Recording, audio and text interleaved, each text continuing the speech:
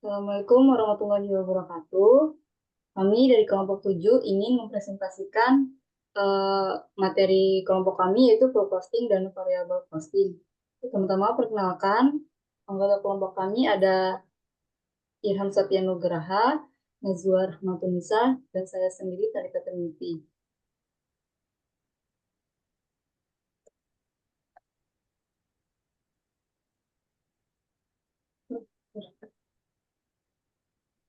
Metode penentuan biaya produksi. Metode penentuan kos produksi adalah cara memperhitungkan unsur-unsur biaya ke dalam produksi. Dalam memperhitungkan unsur-unsur biaya ke dalam produksi, terdapat dua pendekatan, yaitu yang satu, full costing, yang kedua ada variable costing. Full costing. Full costing merupakan metode penentuan kos produksi yang memperhitungkan semua unsur biaya produksi ke dalam kos produksi, yang terdiri dari biaya bahan baku, biaya tenaga kerja langsung, dan biaya overhead pabrik, baik yang berperilaku variabel maupun tetap. Dengan demikian, kos produksi merupakan menurut metode full costing terdiri dari unsur biaya produksi berikut ini. Biaya bahan baku, biaya tenaga kerja langsung, biaya overhead pabrik, variabel biaya overhead pabrik tetap. Dijumlahkan jadinya kos produksi. Kos produk yang dihitung dengan pendekatan full costing terdiri dari unsur kos produksi atau biaya bahan baku, biaya tenaga kerja langsung, biaya overhead pabrik, variabel, dan biaya overhead pabrik tetap. Ditambah dengan biaya non-produk atau biaya pemasaran, biaya administrasi, dan umum. Metode penentuan harga pokok produksi berdasarkan full costing. Full costing adalah metode penentuan harga pokok produksi yang membebankan seluruh biaya produksi, baik yang berperilaku tetap maupun variabel pada produk. Harga pokok produksi menurut metode full costing terdiri dari biaya bahan baku, biaya tenaga kerja langsung, biaya overhead pabrik tetap, biaya overhead pabrik variabel. Jumlahkan jadinya harga pokok produk. Penyajian laporan laba rugi. Penjualan, harga pokok penjualan, laba kotor, biaya operasional, biaya administrasi dan umum, biaya pemasaran, ini laba bersih dijumlahkan. Karakteristik metode harga pokok pesanan. Metode pengumpulan biaya produksi dengan metode harga pokok pesanan yang digunakan dalam perusahaan yang produksinya berdasarkan pesanan memiliki karakteristik sebagai berikut. Yang pertama, perusahaan memproduksi berbagai macam produk sesuai dengan spesifikasi pemesanan dan setiap jenis produk perlu dihitung harga pokok produksinya secara individual. Yang kedua, biaya produksi harus digolongkan berdasarkan hubungannya dengan produk menjadi dua kelompok berikut ini, yaitu biaya produksi langsung dan biaya produksi tidak langsung. Yang ketiga, biaya produksi langsung terdiri dari biaya bahan baku dan biaya tenaga kerja langsung, sedangkan biaya produksi tidak langsung disebut dengan istilah biaya overhead pabrik. Selanjutnya, akan dibacakan oleh Nazwa. Selanjutnya ada rekening kontrol dan rekening pembantu. Rekening pembantu atau subsidiary accounts ini dikontrol ketelitiannya dengan menggunakan rekening kontrol atau controlling account. Di dalam buku besar, rekening kontrol menampung data yang bersumber dari jurnal, sedangkan rekening pembantu digunakan untuk menampung data yang bersumber dari dokumen sumber. Nah, di sini ada rekening kontrol itu terbagi menjadi persediaan bahan baku, persediaan bahan penolong, barang dalam proses, biaya overhead pabrik sesungguhnya, biaya administrasi dan umum, biaya pemasaran, dan biaya produksi jadi. Sedangkan rekening pembantu terbagi menjadi kartu persediaan, kartu harga pokok, kartu biaya, dan kartu persediaan. Kartu harga pokok atau job order cost sheet. Kartu harga pokok merupakan catatan yang penting dalam metode harga pokok pesanan. Kartu harga pokok ini berfungsi sebagai rekening pembantu, yang mana digunakan untuk mengumpulkan biaya produksi tiap pesanan produk. Biaya produksi untuk mengerjakan pesanan tertentu dicatat secara rinci di dalam kartu harga pokok pesanan yang bersangkutan. Biaya produksi dipisahkan menjadi biaya produksi langsung terhadap pesanan tertentu dan biaya produksi tidak langsung dalam hubungannya dengan dengan pesanan tersebut. Biaya produksi langsung dicatat dalam kartu harga pokok pesanan yang bersangkutan secara langsung, sedangkan biaya produksi tidak langsung dicatat dalam kartu harga pokok berdasarkan suatu tarif tertentu. Nah, ini ada contoh kartu harga pokok. Komponennya itu yang pertama ada nomor pesanan, jenis produk, tanggal pesan, tanggal selesai, pemesanan, sifat pesanan, jumlah, dan harga jual. Nah, di sini ada tabelnya itu terbagi menjadi tiga, ada tabel biaya bahan baku, tabel biaya tenaga kerja, dan tabel biaya overhead pabrik. Next. Variable costing. Variable costing merupakan metode penentuan kos produksi yang memperhitungkan biaya produksi yang berperilaku variabel ke dalam kos produksi, yang terdiri dari biaya bahan baku, biaya tenaga kerja langsung, biaya overhead variabel, dan ini eh, kos produksi menurut metode variable costing dari unsur produksi biaya produksi berikut ini. Next. Kos produk yang dihitung dengan pendekatan variable costing terdiri dari kos produksi variabel, yaitu biaya bahan baku, biaya tenaga kerja langsung, dan biaya overhead pabrik variabel, ditambah dengan biaya non-produksi variabel atau biaya pemasaran variabel dan biaya administrasi dan umum variabel, serta biaya tetap atau biaya overhead pabrik tetap, biaya pemasaran tetap, biaya administrasi dan umum tetap. Selanjutnya ada metode penentuan harga pokok produksi berdasarkan variable costing. Variable costing adalah metode penentuan harga pokok produksi yang hanya membebankan biaya-biaya produksi variabel saja ke dalam harga pokok produk. Harga pokok produksi menurut metode variable costing terdiri dari biaya bahan baku, biaya tenaga kerja variabel, dan biaya overhead pabrik variabel, dan menghasilkan harga pokok produk. Di sini ada penyajian laporan laba ruginya. Yang pertama penjualan, lalu ada unsur variabel. Nah, unsur variabel ini terbagi lagi menjadi tiga, ada biaya produksi variabel, biaya administrasi dan umum, dan biaya pemasaran. Total dari unsur variabel ini mengurangi penjualan dan menghasilkan contribution margin. Lalu ada biaya tetap, terbagi menjadi biaya produksi tetap, biaya administrasi dan umum, dan biaya pemasaran. Ini di total dan mengurangi contribution margin dan menghasilkan laba bersih. Rekening kontrol metode variable costing di untuk mencatat aliran biaya dalam variable costing dengan metode harga pokok produk sebagai berikut. Yang pertama, ada barang dalam proses biaya bahan baku. Yang kedua, barang dalam proses biaya tenaga kerja langsung. Yang ketiga, barang dalam proses biaya overhead pabrik variable.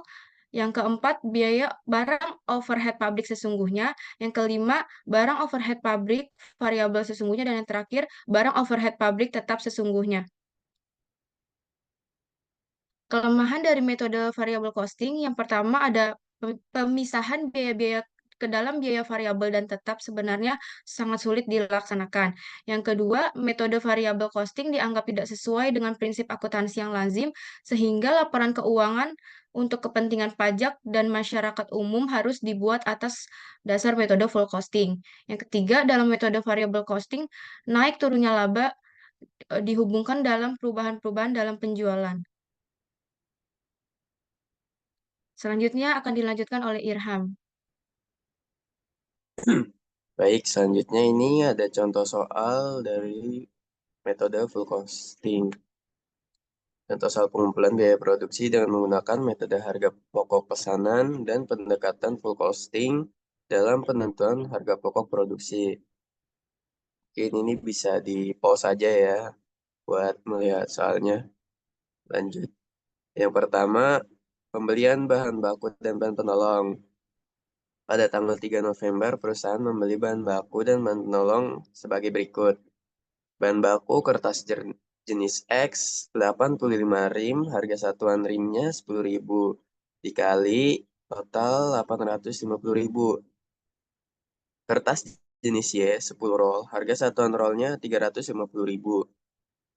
Total dari harga satuan dengan kuantitas 3.500.000. Tinta jenis A 5 kilo, harga satuan kilonya 100.000, di total 500.000. Tinta jenis B 25 kilo, harga satuannya 25.000, total 650.000. Jumlah bahan baku yang dibeli pada tanggal 3 November 5.475.000.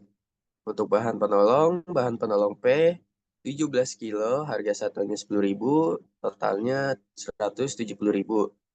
Bahan penolong Q 60 liter, harga satuan liternya 5.000, totalnya 300.000. Jumlah bahan penolong yang dibeli 470.000. Jumlah total bahan baku dan bahan penolong 5.945. Yang kedua, pemakaian bahan baku dan bahan penolong dalam produksi. Untuk dapat bisa mencatat bahan baku yang digunakan dalam tiap pesanan, perusahaan harus menggunakan dokumen yang disebut bukti permintaan dan pengeluaran barang gudang. Dokumen ini diisi oleh bagian produksi, lalu diserahkan kepada bagian gudang untuk meminta bahan yang diperlukan oleh bagian produksi. Bagian gudang akan mengisi jumlah bahan yang diserahkan kepada bagian produksi pada dokumen tersebut. Kemudian dokumen ini dipakai sebagai dokumen sumber untuk dasar pencatatan pemakaian bahan. Untuk memproses pesanan STEX 101 dan 102, bahan baku yang digunakan adalah sebagai berikut. Bahan baku untuk pesanan hashtag 101, kertas jenis X 85 rim, harga satuan 10.000, total 850.000. Tinta jenis A 5 kilo, harga satuan kilonya 100.000, total 500.000. Jumlah bahan baku untuk pesanan 101 ialah 1.350.000.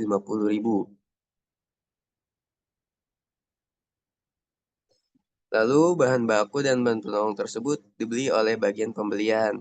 Bahan tersebut kemudian disimpan di dalam gudang menanti saatnya dipakai dalam proses produksi untuk memenuhi pesanan-pesanan tersebut. Perusahaan menggunakan dua rekening kontrol untuk mencatat persediaan bahan. Yang pertama persediaan bahan baku dan yang kedua persediaan bahan penolong. Pembelian bahan baku dan bahan penolong tersebut di jurnal. Berikut contoh jurnalnya. Jurnal yang pertama, persediaan bahan baku pada utang dagang 5.475.000. Jurnal kedua, persediaan bahan penolong pada utang dagang 470.000. Bahan baku untuk pesanan hashtag 102. Kertas jenis Y 10 roll, harga satuan rollnya 350.000, totalnya 3.500.000. Tinta jenis B 25 kilo, harga satuannya 25.000, totalnya 625.000. Jumlah bahan baku untuk pesanan hashtag 102, 4.125.000. Jumlah bahan baku yang dipakai, 5.475.000. Pada saat memproses dua pesanan tersebut, perusahaan menggunakan bahan penolong sebagai berikut. Bahan penolong P 10 kilo, harga satuan 10.000, total 100.000. Bahan penolong Q 40 liter, harga satuan 5.000, total 200.000. Jumlah bahan penolong yang dipakai dalam produksi 300.000. Pencatatan pemakaian bahan baku dalam metode harga pokok pesanan dilakukan dengan mendebit rekening barang dalam proses, lalu mengkredit rekening persediaan bahan baku atas dasar dokumen bukti permintaan dan pengeluaran barang dari gudang. Pendebitan rekening barang dalam proses ini diikuti dengan pencatatan rincian bahan baku yang dipakai dalam kartu harga pokok pesanan yang bersangkutan. Berikut kartu harga pokok pesanan 101. Contohnya tadi sudah ada komponen-komponennya, ada nomor pesanan, jenis produk, tanggal pesanan, tanggal selesai, pemesanan, sifat pemesanan, jumlah, dan harga jual. Lalu ada 3 komponen intinya, biaya bahan baku, biaya tenaga kerja, biaya overhead pabrik. Yang di dalamnya ada tanggal, nomor BPBG, keterangan, jumlah, nomor kartu kerja harian, lalu tarif dan jam mesin. Lanjut. Ya, ini contohnya teman-teman. Lanjut aja Najwa.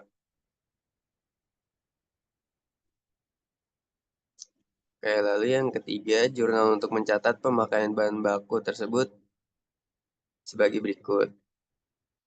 Jurnalnya adalah barang dalam proses biaya bahan baku, persediaan bahan baku, pada persediaan biaya bahan baku 5.475.000. Karena dalam metode harga pokok pesanan harus dipisahkan antara biaya produksi langsung dari biaya produksi tidak langsung, maka bahan penolong yang merupakan unsur biaya produksi tidak langsung dicatat pemakaiannya dengan mendebit rekening kontrol biaya overhead pabrik sesungguhnya.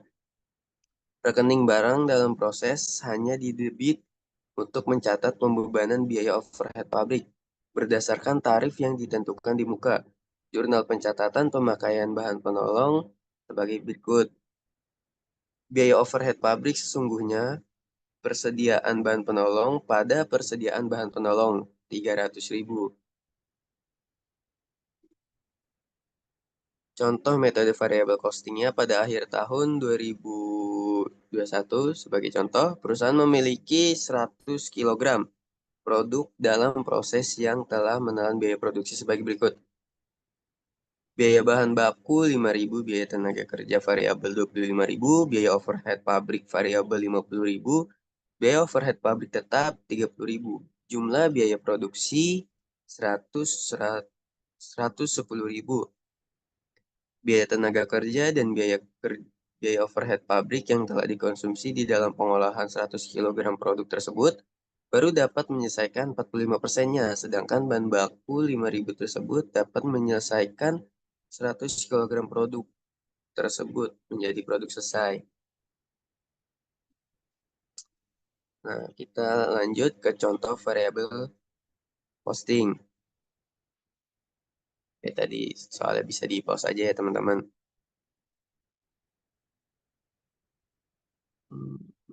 Nah, ini ada contoh ya. Contoh gambarnya. Lanjut, Najwa. Nah, yang kedua ini menurut kartu jam kerjanya, jam kerja langsung, dan upah per jam kerjanya. Lanjut, Najwa. Nah, ini ada catatan biaya tenaga kerja, lalu ada tarif pembebanan, biaya overhead pabrik, lalu pemesanan berdasarkan nomornya. Lanjut, Najwa. Oke, mungkin bisa saya kembalikan kepada Talita. Baik, sekian dari presentasi kelompok kami. Tadi itu sudah dijelaskan dan ada contoh soalnya juga, contoh studi kasusnya. Kelompok kami undur diri. Assalamualaikum warahmatullahi wabarakatuh.